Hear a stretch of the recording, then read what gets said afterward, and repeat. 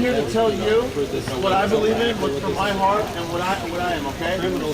What some of the professors did was try to tell you what's in my heart, try to tell you what I believe in, try to tell you that I'm racist. That's where the problem is. I'm here to tell you to speak different. He's giving you a choice. What I believe in, so you can see what drives me and what motivates me. When I talk about Jesus, I'm not telling you that you need to believe in Jesus. You need to, no, I'm just telling you this is what I believe in, and this is what inspires me. So that's what I meant about the difference. Then it's up to you to make a decision. I'm not going to tell anyone here who you are or what you believe in, especially if I don't even know you, right? So that's what I mean. Does that make sense? Okay. I understand, I don't want to generalize all professors, but I've had multiple students reach out to me and say, my professor said you guys are white supremacists. My professor said you guys are a hate group. My professor said you guys are coming here with bullhorns and hate, you know, so I think it's unfair. That's all I'm saying. Hey, let them know there's still a $2,000 bounty. Oh yeah. Something hateful. In case you guys haven't heard, for 2 years now, we've had a $2,000 bounty. If you can find any film of me having any hate speech at all, you get $2,000. It's been up for 2 years, guys. That's a lot. Nobody has stepped up yet.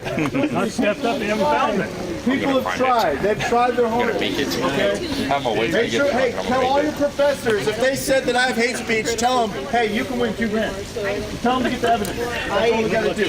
Hey, do you hate Antifa? I do not hate Antifa. I hate their ideology. I hate the people who are taking advantage of them. They're being used and they're being violent. So I don't hate them though. If I did, then I would have been violent a long time ago with them. Like in violence. Never threw a punch. You got a question right here, Joey. Hey, so I'm just curious, what do you guys believe that you guys had like a lot of negativity on you guys? Like, why do you guys think that people would believe that you guys are part of like white supremacist groups and shit like that? I mean, because when I heard that you guys were coming, you know, I didn't know anything about you, you know? Yeah. I just went online, did a little bit of research. I saw your YouTube video that you posted, and basically everything that you said on it, you know, you're saying right now. So, so what do you guys believe that you have a lot of negative? So here's what started it. So we were the first group on the West Coast to go up and down some of these really like far left cities. I'm not talking about liberal, I'm talking about like Berkeley is not even liberal, it's like far left. War zone. We're going into Berkeley, San Francisco, Portland, Olympia, Seattle, and we're the first group to be going on these preaching freedom and preaching about God. And we got a lot of pushback. So there's two different types of people who call us racist. There's the people who believe it because they were told by people above them. Then there's people above them who know that we're not racist, but they spread that lies. Nancy Pelosi called me specifically a white supremacist when we're coming down to San Francisco. And all the media bought it. They all just were like, yeah, he's a white supremacist coming into San Francisco. But the interesting thing though is that when people hear about who I am, they're like, let's look this guy up. And they look into me. I've had a lot of people like, I kind of like this guy. Like when they actually look into what I have to say and stuff. It's their weapon to shut us down. They want division. That's why so many people are like, don't come and talk to them. Don't hear what they have to say. Because then you're gonna like get the truth. Like, right, you're gonna feel my spirit or who we are. And you're gonna see how dark we are too. You know what I mean?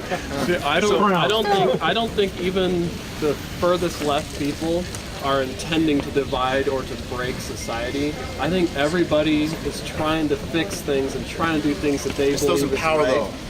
though. Those in power are using those for their own different reasons. But I still believe even some of the worst people that we believe are alive might not be. I believe every individual wants to do good and they want to create a better future for the rest of us. I don't think they're intentionally trying to break anything. I don't think they're trying to hurt anybody, but they just have the wrong idea. Some people just have the wrong idea, but you gotta find the middle ground. You gotta find where to come from with them, or how to talk to them. Sure. Okay. We've tried talking. Some people are just. Any other questions? We've spent a lot of time. Okay, so this is, okay, so I've been filming protests for a long time, and you've seen it. So I asked different groups what they think about each other and where they come up with the ideas. So one of the things that protesters have brought up to me multiple times is that sometimes at your rallies there are people and they'll have like a scarf that has some sort of symbol on it, or they'll have different symbols that are affiliated with white supremacy. It's not everybody, but there'll be little groups of people in there. So my question is, do you disavow those sort of things. Those There's sort like of literally a lot of videos out there for us this because far. anybody can join a group, right? I'd like to So I'd that's like my to say something on that. Yes. Okay, I've been with Patriot Prayer for quite a while now. I'm half Mexican. I would not join or be associated with a racist group whatsoever. Okay, my girlfriend's full Mexican. Full Mexican. Mama, Exactly. So I've been called a Nazi, a racist, a white supremacist, I feel you, bro. everything. Tiny and I and James, who's black, were walking down the sidewalk in Salem, and these 3 white kids, Antifa, white, are calling us racist. Now, how ridiculous is that? Okay, I mean that's crazy. I believe in what Joey says because I've never heard him say one racist thing. Even away from all this, just socializing at his house. Yeah. There's nothing of that sort. Do any racist people ever show up to your stuff? Well, Do it you ever does. It tell them happens. no, We cannot or- control. Or what do you every do in those situations? No, I'm just asking Right. questions. People show up to And you know what? We have Every last asked them person to on this leave earth too. Is racist. That does Every not last be shown person on the is press, racist. but we have asked them to leave when we know. And that's all certain- we can do with Right. Do you ever It's a ask them- public. Do you ever ask them to leave? No, that's what I just said. You said you can't. there's a- I'm asking if- you We've to. asked. I Yeah. also think that we need to have conversations with people who are different too. I mean, I was marching in Rhode Island with a guy who had a long history of racism, and he used to be a Klan leader. And the people are asking me, like, why are you even talking to him? Why are you even walking with him? Why are you being nice to him? But it's kind of like we have to talk with one another. We have to learn from each other. What are we gonna do? Just isolate everyone we disagree with, or everyone that has a rough past? We're just gonna isolate them and just that's not what Jesus did either. Jesus went from household to household. He went to all the people that society despised and had conversations and talked to them. I think that as long as I'm clear about what I believe in, I believe racism is a form of hatred, and I'm against all forms of hatred in this society. It's got to stop. But the whole racist card has been overplayed. It's now everybody's ridiculous. racist. Right. One of the main reasons Do why. you disavow racism? What's that? Yes, we do. No, all the I time. personally Have a do. conversation about his racism. Absolutely. Yeah. The next day he can't. The next I day. asked when he was walking with that man, did he have a conversation with him about his racism? You want to know what's awesome? You want to know what's awesome about that question? The very next day, for the first time, he publicly came out and said he realized. He publicly said that racism has been a poison in his entire life, and he's been using it as an excuse because he had no family, and he was using it as an excuse to build his own family, like an own gang or own clan, you know. And so, and he had left the lifestyle a while ago, but that was the first time where he like publicly declared it. And I'm telling you, to be able to talk to people and have conversations is the key, but to boot them to the curb and to just turn your back only to creating people, more. Yeah, it's gonna think- isolate them. They're gonna become more extreme. The more important, the question that How do we find that? Is it a video? Or is What there was a way that? for us to find that? That person? Yeah, I'll get it to you. Cool, thank you. I think the important question he asked is, what are you going to do to change these people that are really racist? You know, because here's the thing, we're not going to fix it by kicking them to the curb. No way. The only thing you're doing is you're pushing more hate to them, and they're going back to their houses and then recruiting in the dark. But there's a better chance out there in changing them by having a conversation. There's a guy from Oregon, from Eugene, Oregon, that reached out to me, and he was like, Tiny, you know, I'm straight up neo-Nazi. He was like, I believe in Hitler and everything and this and that. And he told me, I'm shitting you not. I'm not kidding or anything. I put this on my son. He told me, he was like, I've never, ever felt any like respect for a colored person until I saw you and how you're fighting for this country. And you know what I did? I start bringing him in. Even though I didn't like some of the stuff he said, I start talking to him. I told him, I was like, I want to understand why you think, you know, it's okay to hate people of color like me. You know what happened to that guy nowadays? He started joining our organization. He started joining me and my brother. He was like, Tiny, I'm gonna delete all these tattoos, the SS, everything. He took a picture. He went and covered it all up. And why? It's that act of kindness that you show these people. But kicking them to the curb and even calling every single, like, you know, calling everybody that's not even a Nazi or a white supremacist, as long as they're white, a racist. You know what you're doing? You're pushing them to become one. That's right. You're pushing hate into them to become one of to become what you fear them to become, and that's white supremacists and all this stuff. But bringing them out and talking to them and having conversations, showing them that what they're doing is wrong, is actually going to change them. There's a black That's guy. the only way we can do it. I gotta find the name of the documentary. There's a black guy that travels all through the South, meets with clan leaders. I think. Black guy, he meets collects clan their leaders, and yeah, uniforms. and he befriends them. He becomes friends with them, and he's taken so many robes from them because they gave up that lifestyle. Because you know what his strategy was? They're supposed to hate black people. He gets them to like him as a black man. And that's how he changes their lives. That's how he opens up their hearts. He's one of my sources. If we isolate these people, whether they be hateful communists or racist Nazis or whatever, and we're not having conversations and being around each other, we're not going to learn, we're not going to grow. That's the same reason why I tell everybody that's against us and really believe that we're racist, white supremacists. You know, if you want to see the truth, hit me up. You know, let's go to a bar, let's go anywhere you want, let's sit down, let's talk, and then you'll see that what you've been told is it's the opposite of what we are.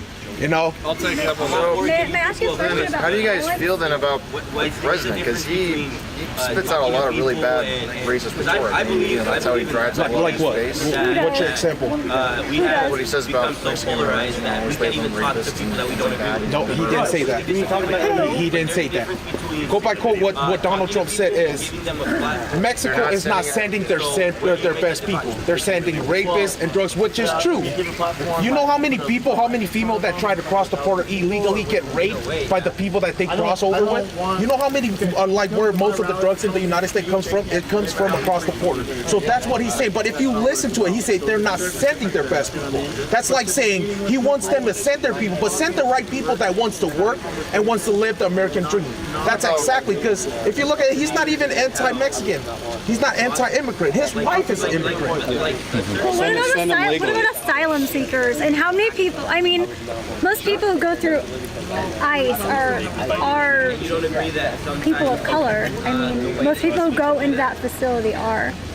Yeah. That's just true. That is true. But I guess my question is, what about asylum seekers? Because we're supposed to legally we're supposed to take asylum seekers and give them a chance. So how do you feel about people who are asylum seekers? Unless it threatens the safety of the country. That is an actual law.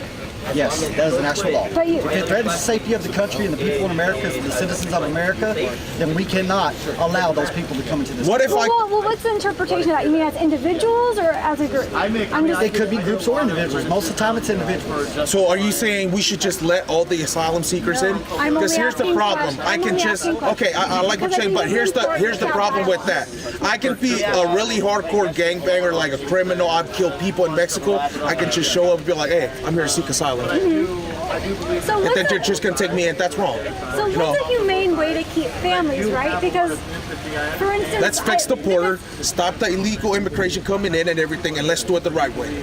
So how Go would through you- the process. My mom is from Western Samoa. I'm from American Samoa, and American Samoa is a territory, so I don't need a visa to come here. My mom is from Western Samoa. It's an independent country, and she needs a visa to come to the United States. It took her 5 years to get a visa, and she made it.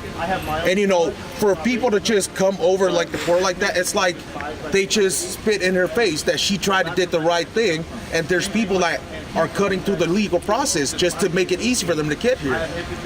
So, okay, for instance, there was a sorry, I'm just not used to being recorded. You're good. Okay, so, for instance, there was a woman, her son was getting, she was from El Salvador, and there was gang violence, right? And, so she didn't let her children go to school. Her kids couldn't go to school because they would get kidnapped. So she kept her kids in the house. They weren't allowed to play for a few years, right? Kids couldn't even go outside. So what happened was, eventually the gangs knocked at her door, and they said, "We want your kids." And she was like, "Okay." And she left, and she came, and she sought asylum. So I guess my question is, when things are that extreme and maybe you can't wait 5 years, what's a person to do? And even if they do detain people, what's a good way to keep the children? Because what in your mind is humane, I guess, and as a way to keep the children? Well, I think don't jeopardize your kid to march, what, 1,500 miles with nothing, and expect to come to the border and have a wide open. My family did it the correct way, okay? They did it the correct way. So now you're spitting on every Mexican that's ever came across the correct way. Legally, okay? Where does it say in our Constitution that the United States has to be the police for the rest of the world because your country is shit? Okay?